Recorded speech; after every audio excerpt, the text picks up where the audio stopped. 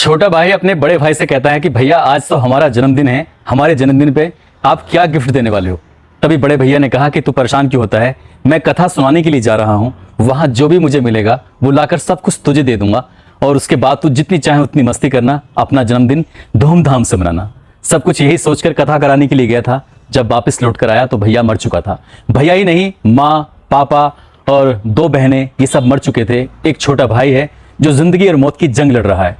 जब ये बात उस गांव से निकलकर जिले तक और जिले से फिर पूरे प्रदेश में नहीं बल्कि पूरे देश में फैल जाती है तो लोग इस घटना को लेकर बड़े हैरान हो जाते हैं, ये सोचकर कि महज 9 बीघा जमीन के लिए एक दो नहीं 6 लोगों का बहुत बुरी तरह से कत्ल हो जाता है।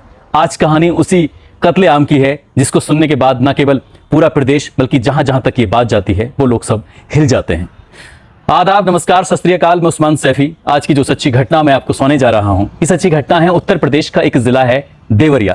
दरअसल उसी का एक तहसील है रुद्रपुर और रुद्रपुर कोतवाली क्षेत्र का एक गांव लगता है फतेहपुर। बात कर रहा हूं 2 अक्टूबर 2023 की सुबह लगभग 6 बजे के आसपास। एक व्यक्ति जो पड़ोसी जो इसी का माजा लगता है अभयपुर टोला, वहां का रहने वाला प्रेमचंद यादव को एक सूचना मिलती है कि तुम्हारे खेत में एक सागौन का जो पेड़ है वो गिर गया है। जैसी सूचना मिलती है वो 2 अक्टूबर की सुबह 6 बजे के आसपास अपने खेत पर उस सागौन के पेड़ को देखने के लिए गया था और अपनी बाइक को एक घर के ठीक सामने लगाकर चला जाता है। जैसे वो बाइक लगा रहा था उस घर का मालिक देख रहा है, देखकर वो बाहर आता है और आकर कहता है कि इस बाइक को मेरे घर के सामने मत लगाओ, यहां से इसको लेकर चले जाओ। जैसे ही ये बात कही जाती है प्रेमचंद यादव को गुस्सा आ जाता है। वो कहने लगता है कि सड़क पर लगाई है, सड़क तुम्हारे बाप की नहीं है। बस यहीं से थोड़ी कहासुनी शुरू हो जाती है। कहासुनी के बाद सत्य प्रकाश दुबे जिसके घर के ठीक सामने ये बाइक लगी हुई थी उसको भी गुस्सा आने लगता है, वो भी कुछ कहने लगता है। तभी प्रेमचंद यादव ने गुस्से में उसको एक जोर का तमाचा खींच के मारा और जैसे थप्पड़ मारा, थप्पड़ के बाद एक के बाद एक उसको पीटना शुरू कर देता है। यही बात उसकी इनकी सत्य प्रकाश दुबे की पत्नी थी किरण, वो भी मौके पर देख रही थी और किरण को गुस्सा आ जाता है। किरण चीखते हुए चिल्लाते हुए घर में जाती है। घर से अंदर से दौड़ती हुई वो और उसकी बेटी एक दराती लेके आती है जिसे हंसिया के भी बुलाते हैं।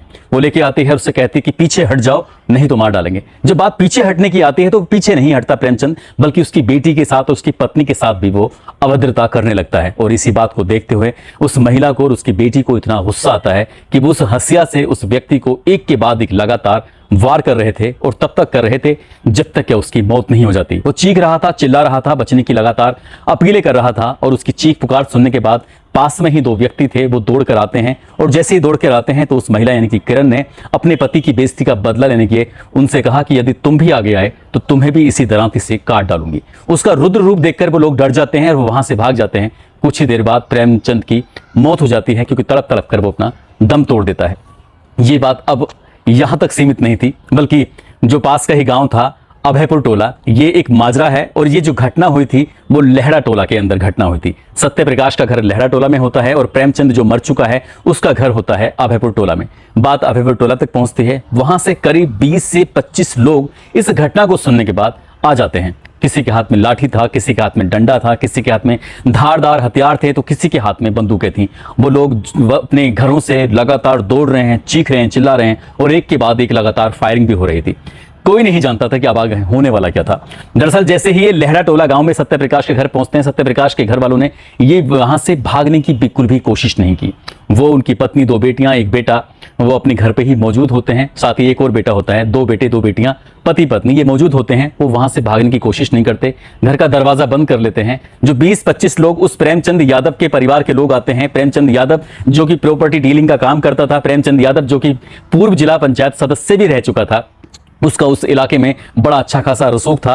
उसकी मौत की, उसकी हत्या की खबर सुनने के बाद जब लोग आ रहे थे, घर का दरवाजा खोला जाता है और दरवाजा खोलने के बाद सत्य प्रकाश, उसकी पत्नी किरण, उसका बड़ी बेटी सलोनी, नंदिनी और उसका बेटा गांधी, साथ ही अनमोल जो सामने मिल रहा था उसको लाठी डंडे से पीट रहे थे।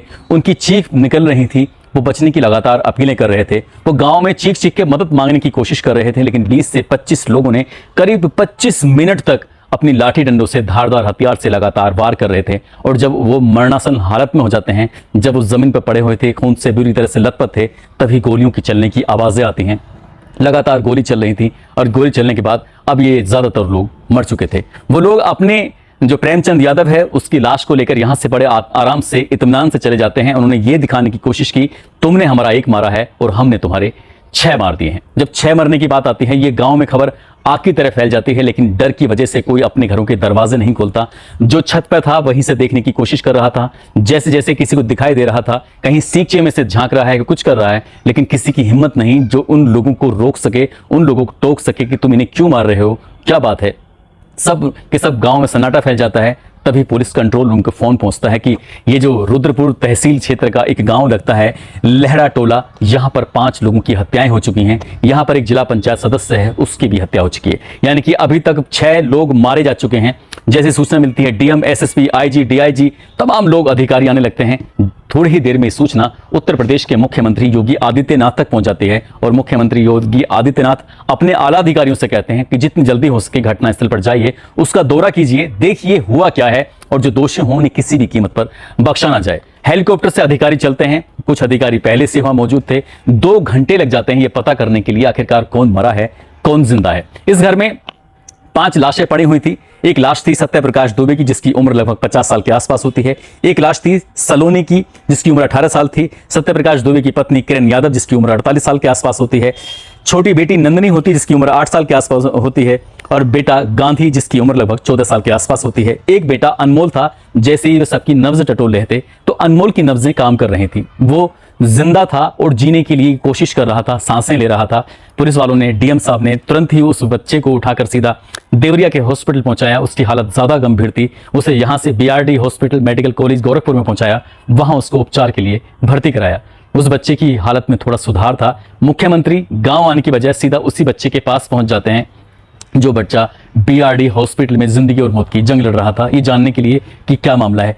यहां अधिकारी अपनी जांच पड़ताल कर रहे थे, सब कुछ ठीक ठाक करने की कोशिश कर रहे थे। पूरे गांव में पुलिस फोर्स तैनात कर दी जाती है, पीएससी तैनात कर दी जाती है। घर का एक बालक जिसका नाम देवेश होता है जो कि बलिया में कथा सुनाने के लिए गया था, रात हो जाती है। उसे यही नहीं पता था कि उसके घर पर इतना बड़ा तांडव मच चुका है, उसके घर के हर एक सदस्य को मार दिया गया है, उसको कुछ नहीं पता था। जैसे ही उसे पता चलता है वो घर आता है, घर आकर देखा तब पूरे घर को, पूरे गांव को पुलिस फोर्स ने घेर रखा है।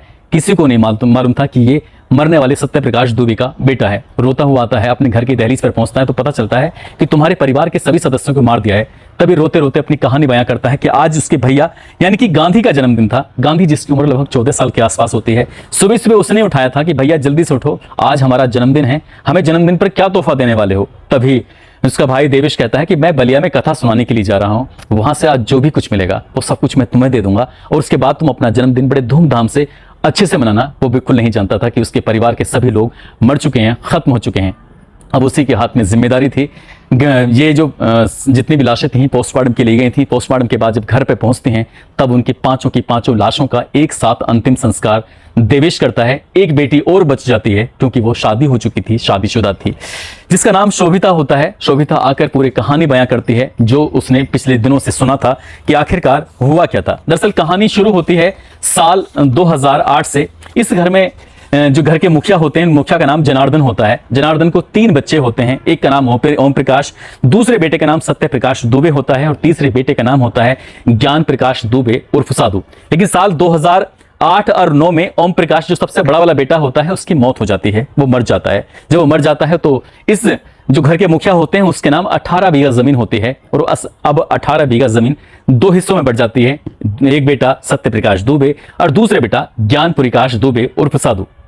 लेकिन गांव में 2 तरह की बातें चल रही थी। 2 तरह की बातें ये थी कि ये जो साधु होता है ज्ञान प्रकाश उर्फ दुबे, वो गुजरात में रहकर नौकरी कर रहा था। इन दोनों भाइयों में विवाद रहने लगता है, साधु में साथ ही सत्य प्रकाश दुबे में। तो इसलिए साधु ने अपने ही भाई को सबक सिखाने के लिए, उसे नीचा दिखाने के लिए अपनी जमीनों को, गांव का एक दबंग व्यक्ति होता है जिसका नाम प्रेमचंद यादव होता है, जो कि पूर्व जिला पंचायत सदस्य भी होता है, जो कि प्रॉपर्टी डीलिंग का काम कर रहा था, उससे साठ गांठ करके, क्योंकि ये बताया जाता है कि प्रेमचंद यादव ने ही इन दोनों भाइयों में फूट डाली और उसकी 9 बीघा जमीन को अपने नाम करा लिया था साल 2014 में। एक कहानी तो ये बताई जाती है। दूसरी कहानी ये बताई जाती है कि ज्ञान प्रकाश दुबे उर्फ साधु की नाम जो 9 बीघा जमीन थी, उस 9 बीघा जमीन पर उसने गांव के किसी व्यक्ति से 2.5 लाख रुपया कर्जा ले लिया था। लेकिन वो 2.5 लाख रुपया कर्जा उतार पाने में अक्षम होता है, उतार नहीं पाता और उसकी जमीन गिरवी रखी रहती है। प्रेमचंद यादव को जब ये बात पता चलती है तो वो उसका 2.5 लाख रुपए कर्जा उतार देता है, लेकिन धोखेधड़ी से उस जमीन पर अपना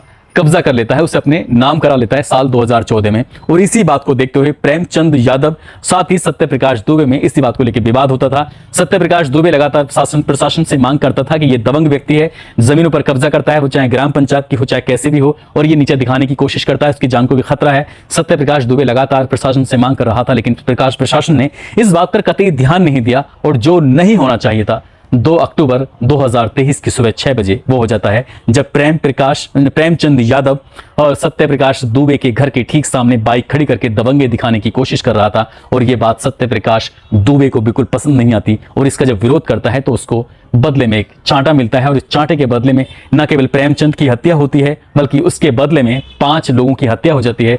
छठा जो बच्चा होता है वो जिंदगी और मौत की जंग लड़ रहा है। हालांकि पुलिस और प्रशासन इस मामले की जांच पड़ताल कर रहे हैं, कौन दोषी है कौन दोषी नहीं है, किस कारण ये मामला हुआ है किस कारण मामला नहीं हुआ है। पुलिस प्रशासन की अभी जांच अंतिम छोर तक पहुंचेगी, लेकिन इससे पहले भी कई तरह के नरसंहार हुए हैं और पुलिस प्रशासन की जब मामला कोर्ट में पहुंचता है तो पता चलता है कि जिन्होंने कत्ल किया है वो मौके पर नहीं थे।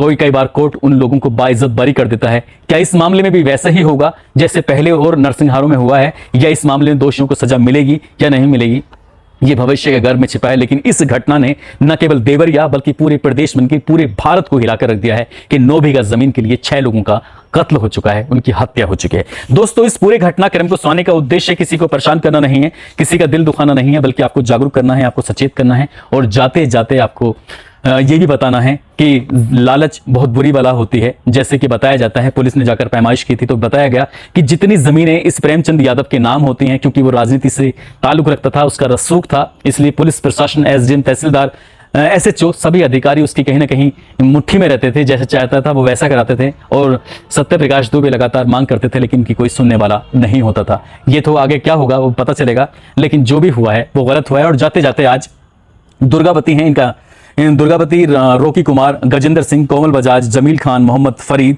आमिर खान, सत्यम यादव, मलाइका नजीर, पृथ्वीराज, आदित्य वर्मा, गोपाल सिंह, सोहन सिंह, वीरू यादव, रूपा साहू, भूषण दास, निशु चौधरी, श्रवण, इन लोगों ने नाम लेने की अपील की थी। आप सब लोग अपना ख्याल रखें, सुरक्षित रहें। जय हिंद, जय भारत।